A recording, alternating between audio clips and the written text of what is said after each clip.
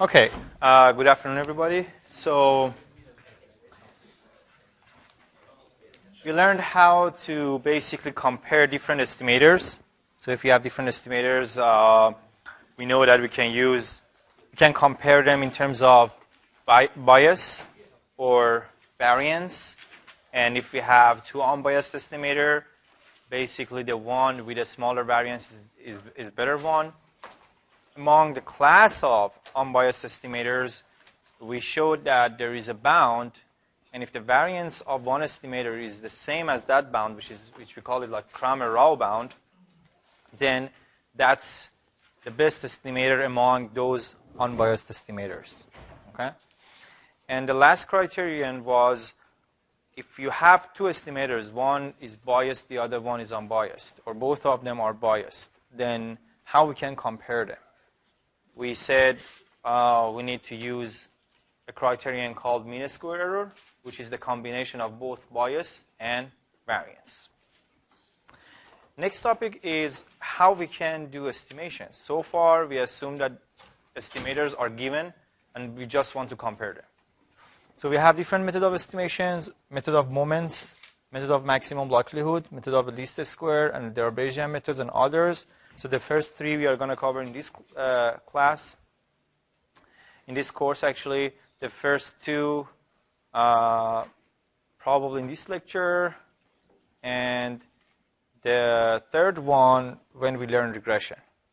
Okay? So method of moment, we said if you have a PDF function with some parameters, let's say mu and sigma squared, then what you can do, you can calculate or find the population moments using these equations. Okay, this is for continuous distribution, and your f of x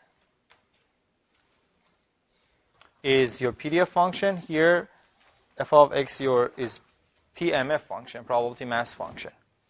You can find the population moment and also find the sample moment and try to set up a system of equations by equating these two elements or these two terms.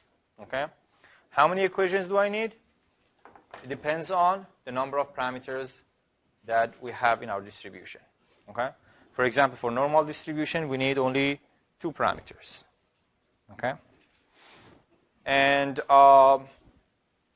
let's show it with, let's basically do one example to show how this method works.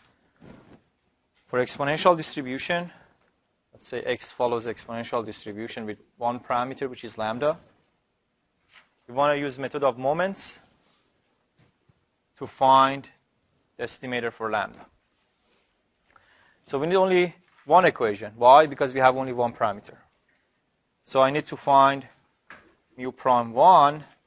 And by the way, mu prime 1 is the same as mu, which is the mean. Okay? And based on definition,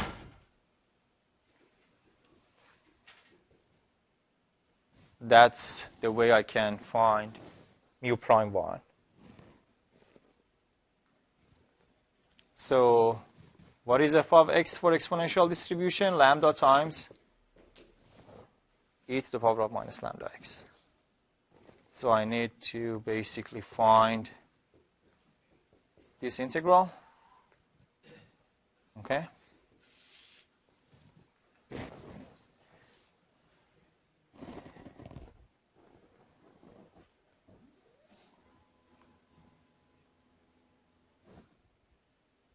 So what is it?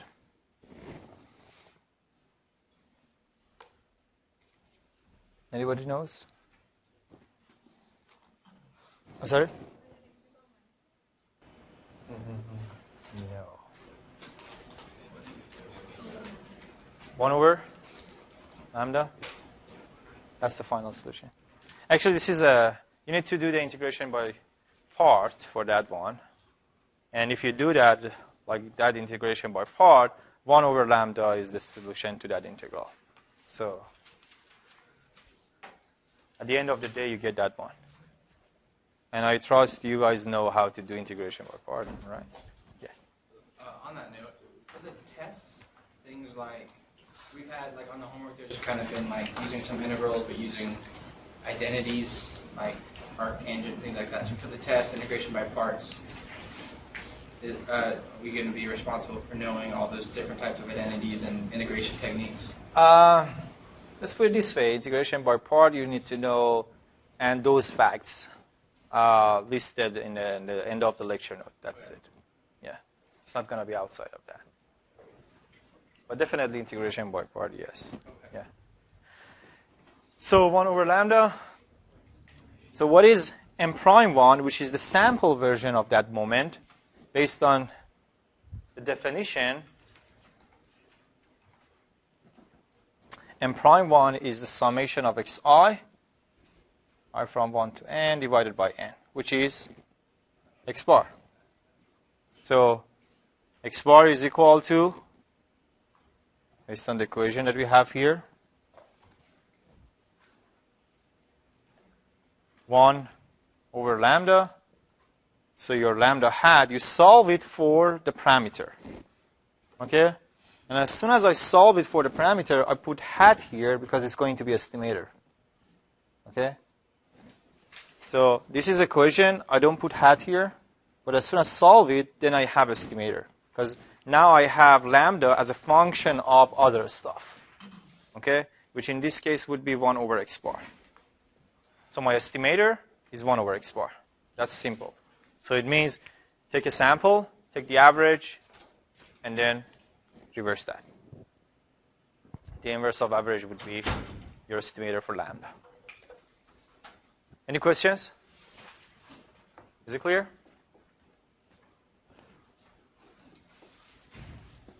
Okay. So the second one, you guys work on it. So what is the point estimator for P in the Bernoulli distribution?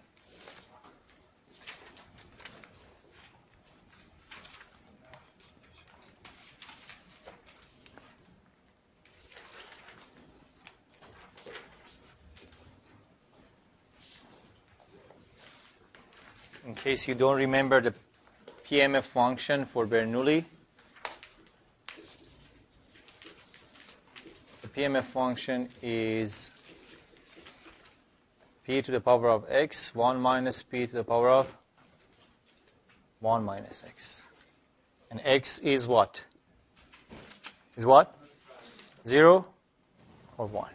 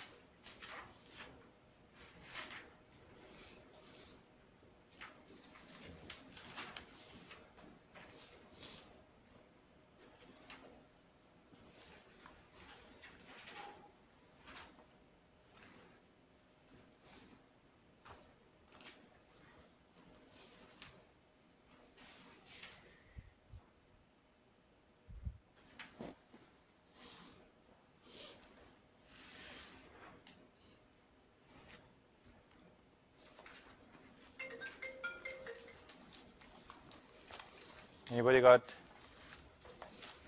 the answer?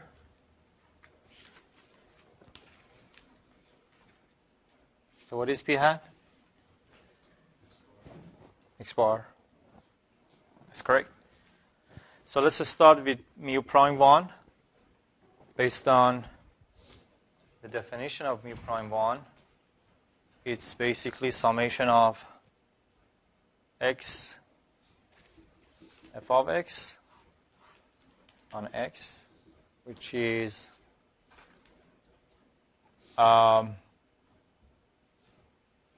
P. Well, let me write it down like this.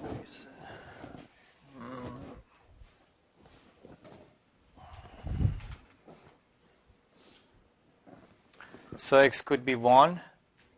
If it is 1, then it's p to the power of 1. And if it is 0, it's, write it down this way, 1 minus p to the power of 1 minus 1 plus 0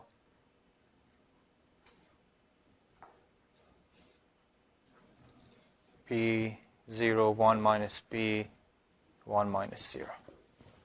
Okay? So this is 0. At the end of the day, this is going to be p. Okay?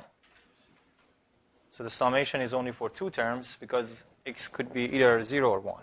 That's it. So x, 1, then the PDF function here, x0, and the PDF. Is it clear? We tried to integrate it.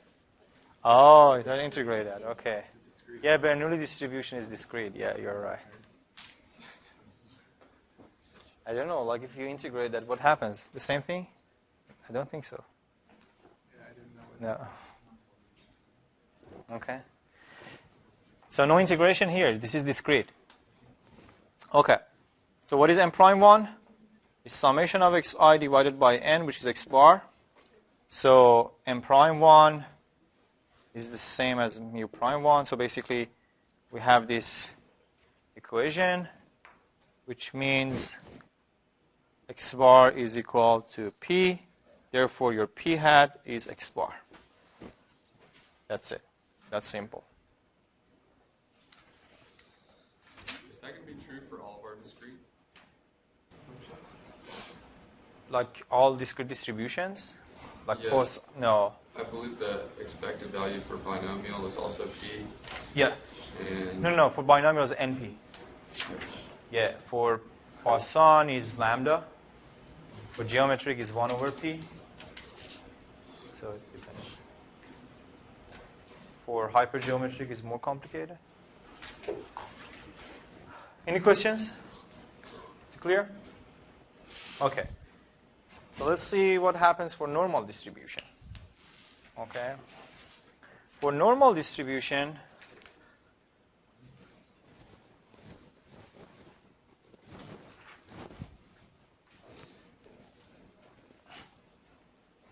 I have 2 parameters. So I need 2 basically equations.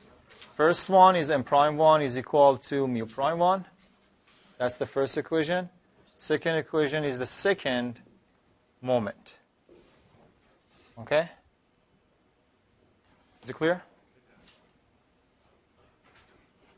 Okay. So let's just start with the first one. So mu prime 1 is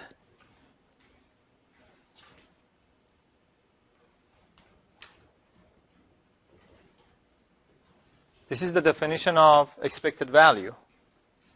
Okay? Expected value, which is mu. So mu prime 1 and mu is the same thing. Okay? So how about mu prime 2? So mu prime 2 based on, again, if I go back, based on definition here, because it's continuous distribution, it's x squared f of x dx over x. Okay? What is this guy?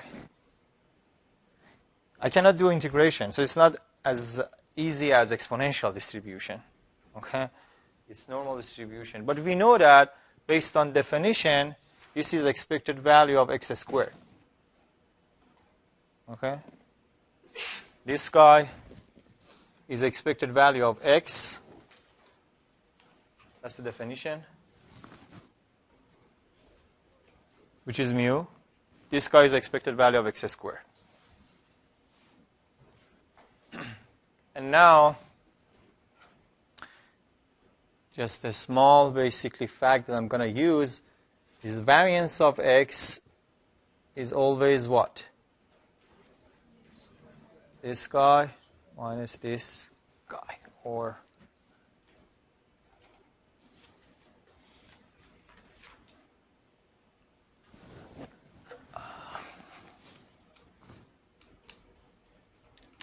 okay.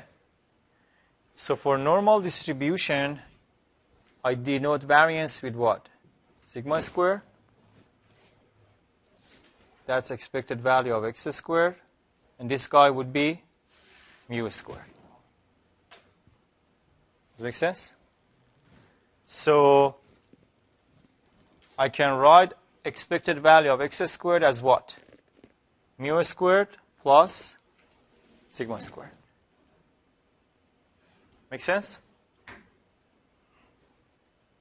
Yep. That's only for a normal distribution, though, right?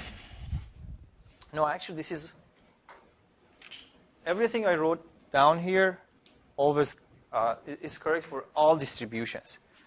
Okay, but it happens. I mean, for normal distribution, the basically variance is the parameter of distribution, and mean is also the parameter of distribution. For other distribution, this is not necessarily the case. For example, for exponential distribution, mean is 1 over lambda. Is not the parameter. Is a function of the parameter. Okay? Any other questions? So what is the next step? I want to set up this set of equations. M prime 1 is summation of xi divided by n. Well, let me write it down first. So M prime 1 is summation of xi divided by n, which is x bar. And M prime 2 is summation of xi squared divided by n. Okay? So next step is to set up the system of equations. The first one is x bar equal to mu. Okay?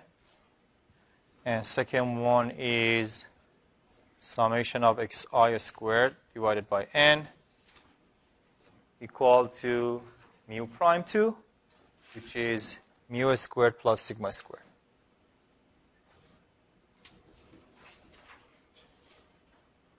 Okay?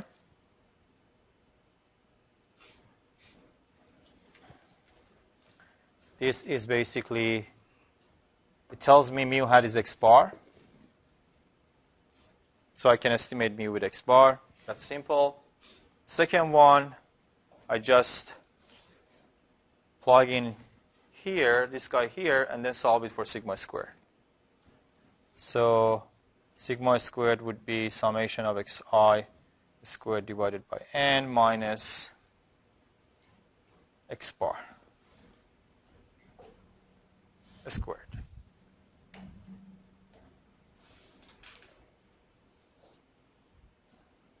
Okay? And basically,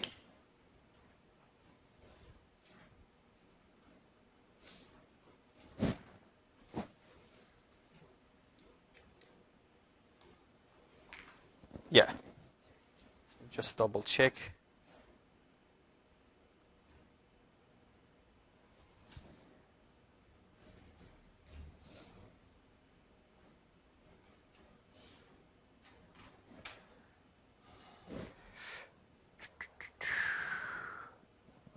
Yeah, that's correct. I'm just thinking, is there any typo here? So if you do some simplification, at the end of the day, you get this guy. Okay? And that's easy to show. I'm thinking this probably is a typo. Yeah. Should not be any squared here. What do you think?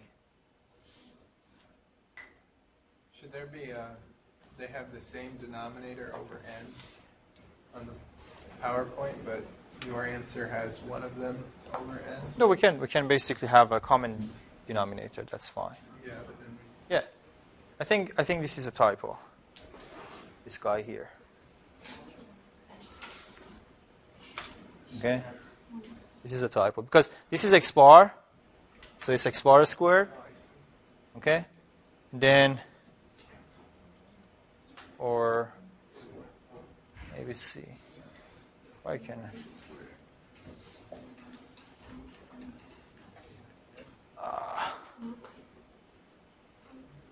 Let me just double check everything here. That's x bar. Let me write it down. If you were to make this the same denominator, you would be times x bar squared. Okay. Let me see if I can get basically this guy from this here. Just want to make sure everything is correct. So this is mu squared, sigma squared. This is this. Mu squared, I put x bar here. That should be correct. So where sigma squared is summation of xi squared divided by n minus 1n summation of xi squared.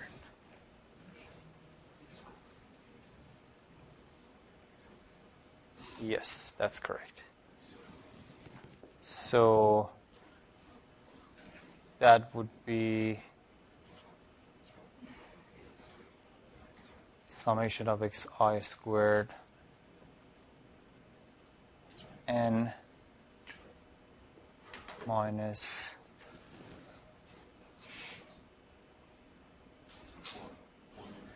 1 over n summation of xi squared.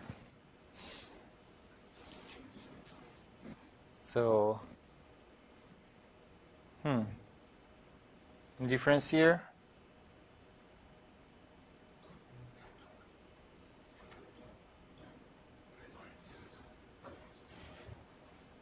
Actually, that's interesting because I copied and pasted that part from book. It doesn't seem that these two are the same thing. Okay. Let me see if I can go further.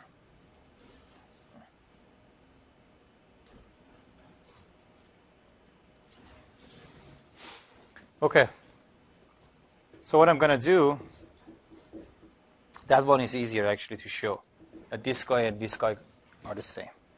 So summation of xi minus x bar squared is this guy minus 2xi x bar plus x bar squared divided by n. Okay?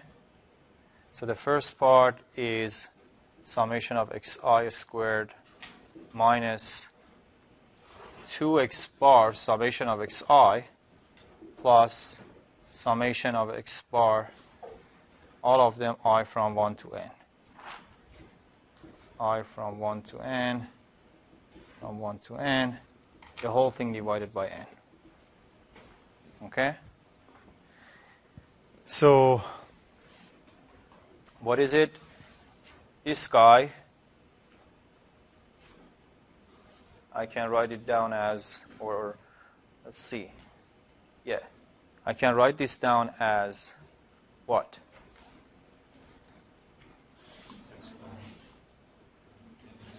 Nx bar, exactly. That's the definition of x bar. So Nx bar is summation of xi.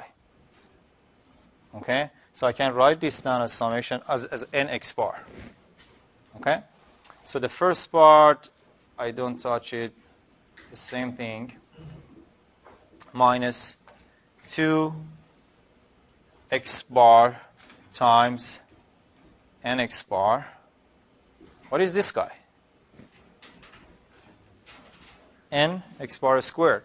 You agree? Because there is no index I here. Summation of a constant n times is n times that constant. Okay? Divided by n. So now I have this summation, these two, actually this is plus.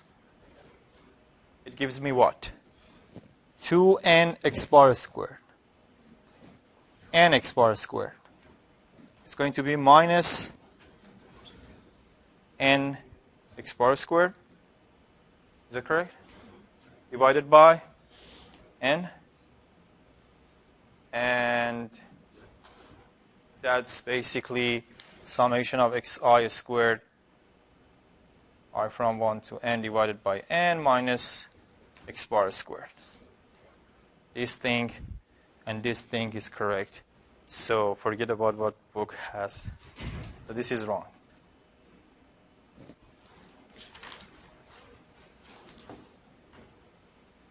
Okay, so this is correct. This should be in the middle here. Here in the middle. And that's the final answer. So that's actually this is the final answer as well. Okay, this guy is also final answer. But this is more neat version of it. Where is it? Here. So can you see like the SS squared that we use for estimating sigma squared? That one is a little bit different from this guy. It has n minus 1. But this is n. So what does it mean? It means this estimator is what? Biased estimator. But we show that this estimator, although it's biased, it is a better estimator because it's more efficient estimator. You remember when we compared S1 squared and S2 squared in last class in terms of efficiency? That's the same thing. So method of moment sometimes gives you basically biased estimator, sometimes unbiased estimator. For example, for mu is x bar, which is unbiased. For sigma square, it is this guy, which is biased. Any questions? Is it clear? Okay. Method of maximum likelihood. So I guess some of you or many of you at least have heard about it. MLE or method of maximum likelihood estimation. Okay. So let me start with the concept. So the concept is like this. Let's say you have a parameter to estimate. Let's call it theta. Make it general. Okay. You collect a random sample x1 to xn. Okay?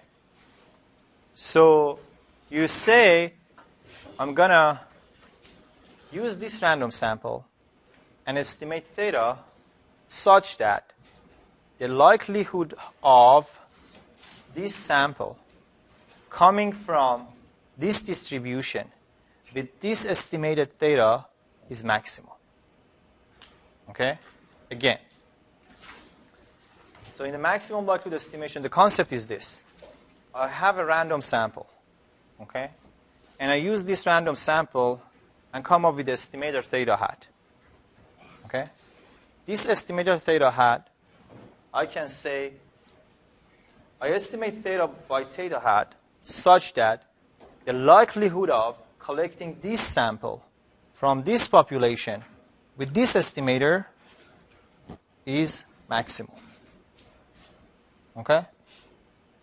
So that's the concept. Again, we want to maximize the likelihood of collecting this sample from this population. So the first question is, what do we mean by likelihood? Okay? Likelihood of one sample from population. Are we good there? Okay? What do we mean by collecting a sample from a distribution? I'm sorry, likelihood of a sample from distribution. So the likelihood defined by PDF. So it's the joint distribution of the random variables. So I can say likelihood, I show with L, of theta, and these random variables, which is my random sample, is the same as joint distribution of this sample from population. Okay? and usually say how many parameters do we have. We have one parameter. So what is the joint distribution of a random sample? Do you remember the definition of random sample? They are independent. So the joint distribution is multiplication of marginal distributions. Okay? So I can write it down as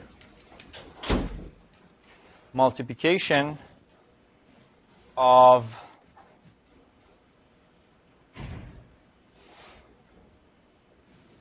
each PDF. Or I'm sure you've seen this before, but maybe some of you haven't.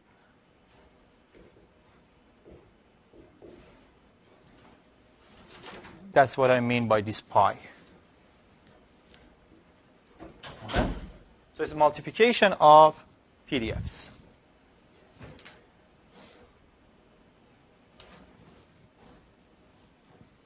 Any questions so far?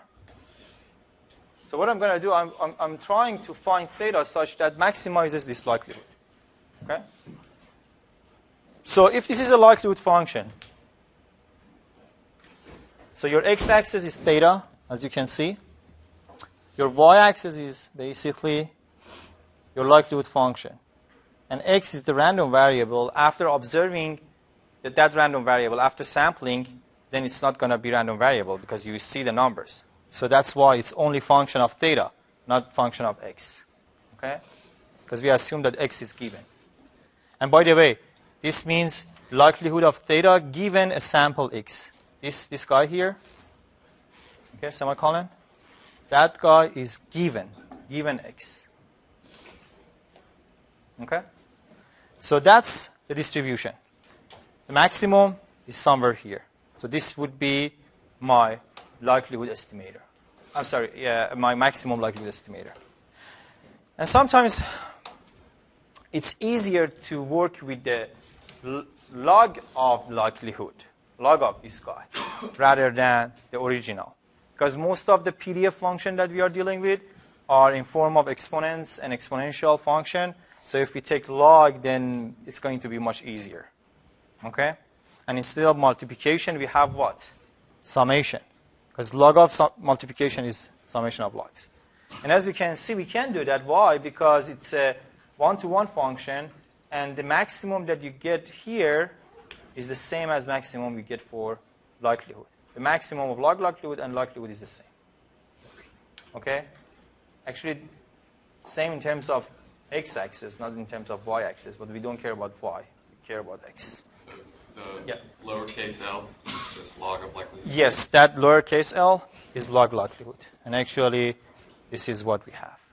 As you can see, if I take log here, log of L, theta, and xi's, which is small l of theta given xi, is the summation of log of xi theta. Because log of multiplication is the summation of logs. And as you can see, if I want to maximize it, argmax is what? The argument which maximizes your likelihood function, which means x-axis, not the value of the maximum.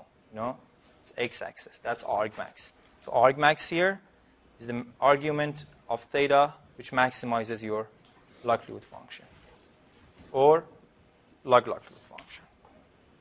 If you find that, then you have your predictors. I'm sorry, estimator. Okay? Any questions? Is it clear? What was the last thing you just said? So If you find... the maximizer. Okay. Then that maximizer is your estimator.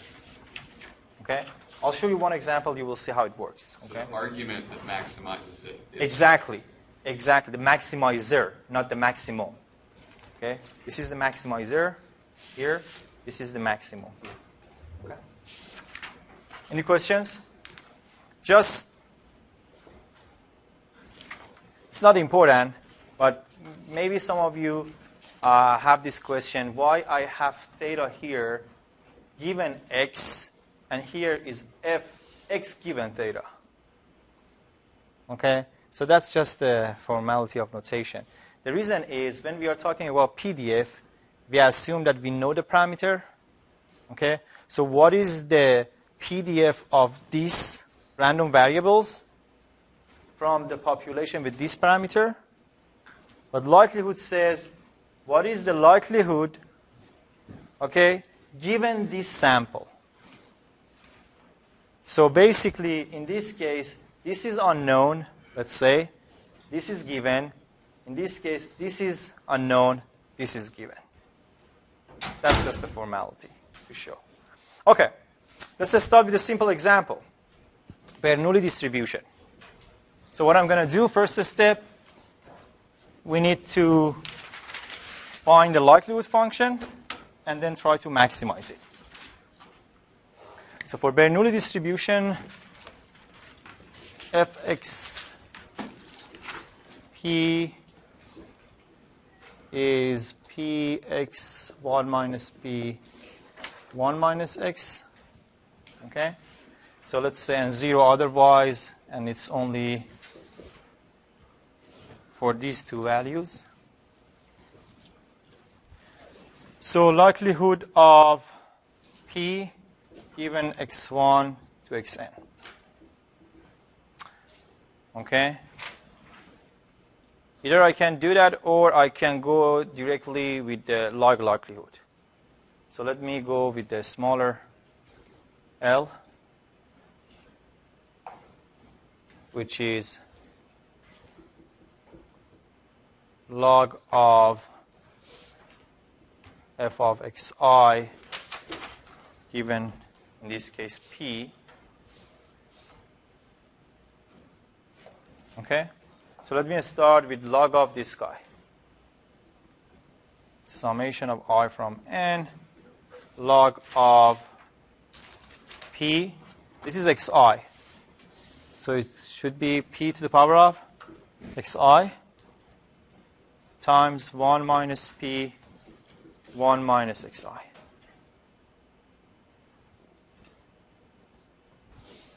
Okay? Any question?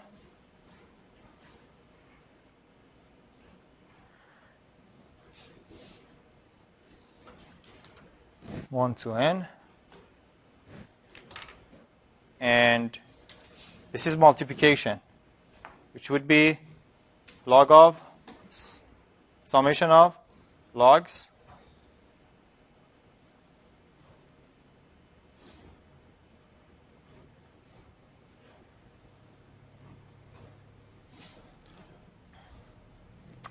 let me continue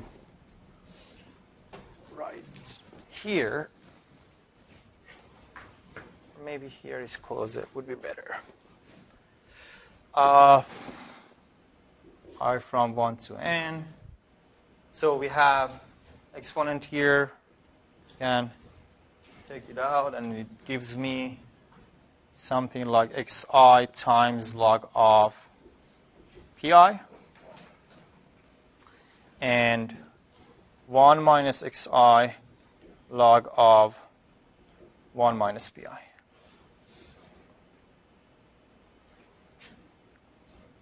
I'm sorry, there is no pi. It's just p. Okay?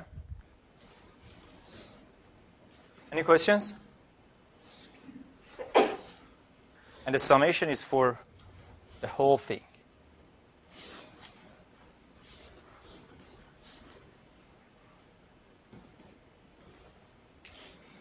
This is my likelihood function. How can I maximize it? We need to take a derivative with respect to the parameter. So we find derivative of your likelihood p xi with respect to p. Okay? So that's xi. What is derivative of log p? You remember? What? What? 1 over log p, p. Okay, that's the derivative, the first one. Second one,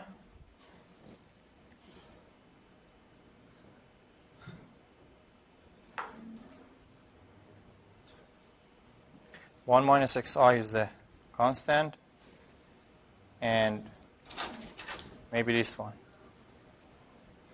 You agree? So take a derivative, equate it to 0, and then solve the equation for p. Okay?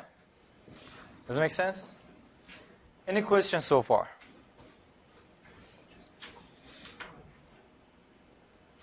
Yep.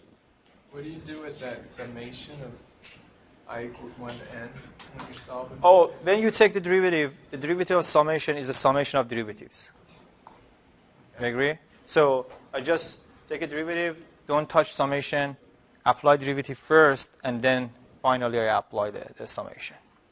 Because if you have, for example, x squared plus x, if you want to take a derivative, this would be 2x plus 1. Right? So you take a derivative of this guy plus derivative of the second guy. That's the same thing. Okay. So you can first take a derivative and then add them up. That's basically what I do. Yeah, go ahead. Can you explain, I guess, physically what that means when you find the p that makes that equal to 0? So basically, if this is the function, how we can maximize a function? We take a derivative, Okay. and then equate it to 0, and then solve that to find the maximizer. And it's different at every x value? It's different from what? That p, Yes, it depends exactly. Okay. So your p is not going to be a number. It's a function of your x. And that's why it is estimator. Because estimator should be a function of, that's the definition of estimator, is a function of random sample. Yeah, you're right. At the end of the day, I'm not going to get a number. I'm going to get a function of xi's. Is there any chance that gives you a minimum or a... Yes, that's actually, yeah, that's true. So what we need to do after solving this, we need to check the second condition, which is we need to take the second derivative and then put it there, see like it's positive or negative. Okay? Okay, so let's finish this one. I'm going to apply the summation here. So if I do that, the first one would be summation of xi times 1 over p. This is constant. I take it out of the summation. The second part, again, the same thing. 1 over 1 minus p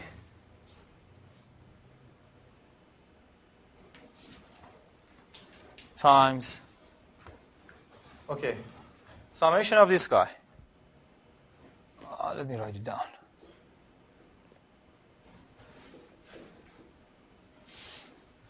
This is equal to 0. Do you know what is the summation of this guy? Summation of 1s, which is n. N minus n. Exactly. So I can write it down as this guy as n summation of xi. Okay?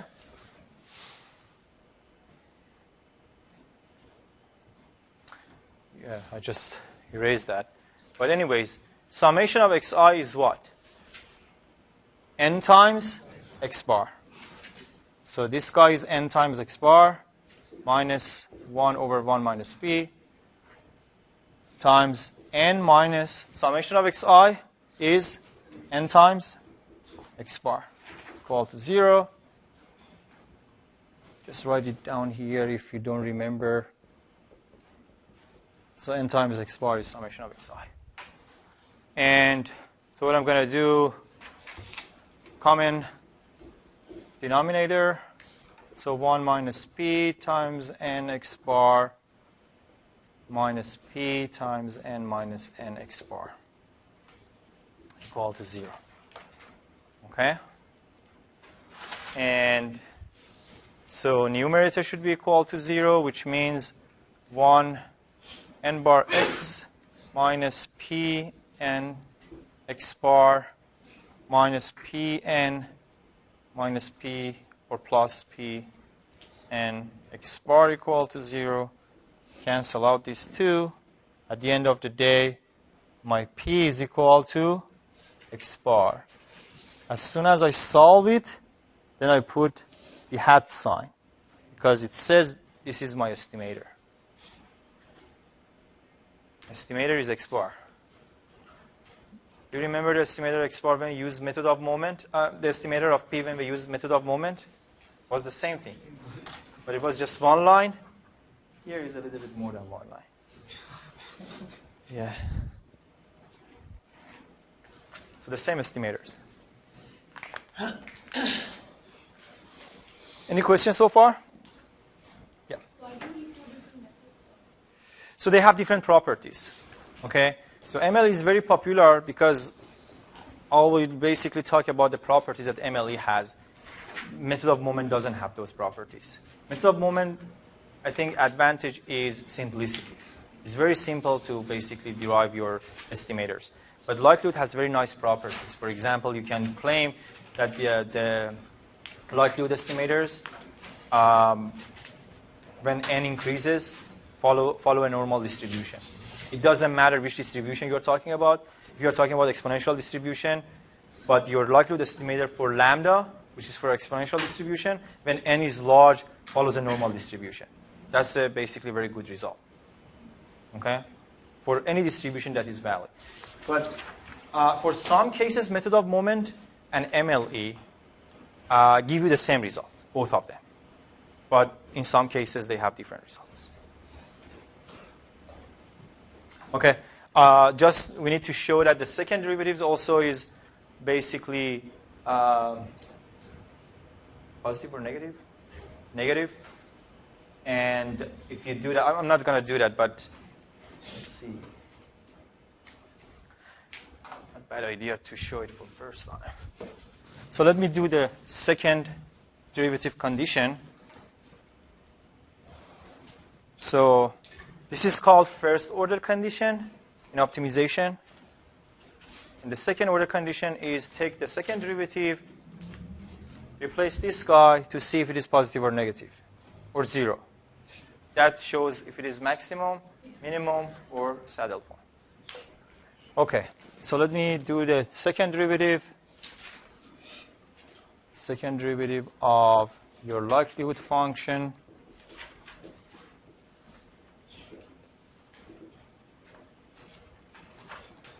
Oh, yeah. Okay. Second derivative is summation of this guy.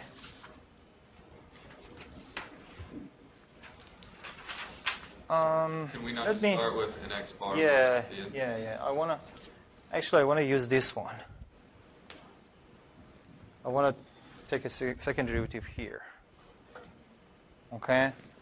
So 1 over P is 1 minus P squared. Okay? Times nx bar. And for this guy is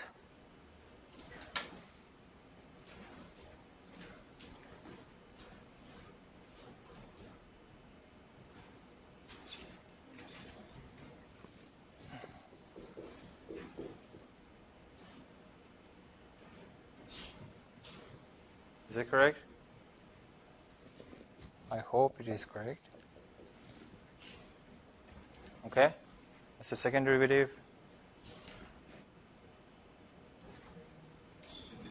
Switch to a positive.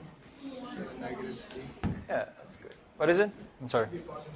Does Should be the positive. sign switch? Plus. Yeah. 1 over 1 minus p. Should be? Do you think? I don't think so. The second derivative test? The first Yeah. term became Yeah, negative. ideally calculus. If it's positive, it's the minimum. If it's negative, it's the maximum. But your second term should be positive. Yeah. So you mean this should be positive? Yes, that should be the plus. No, that should be negative. Okay. So let's see. Numerator 0 times 1 minus p minus derivative of this guy, which is what? Minus 1 times the numerator divided by denominator squared. Then this is positive, right? Is that correct? Then I have a negative here. Just put the negative there. Huh? Yeah. So let's see. So instead of p squared, I use this x bar. Okay? So it's x bar squared and x bar minus 1 minus x bar squared n times 1 minus x bar. Okay? And let's see. I can write it down as n over x bar minus n over 1 minus x bar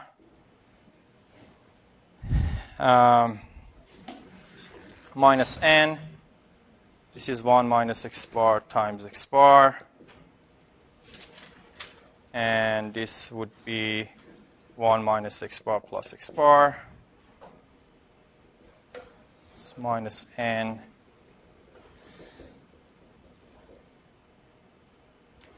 This guy. Is it always positive, negative, or we don't know?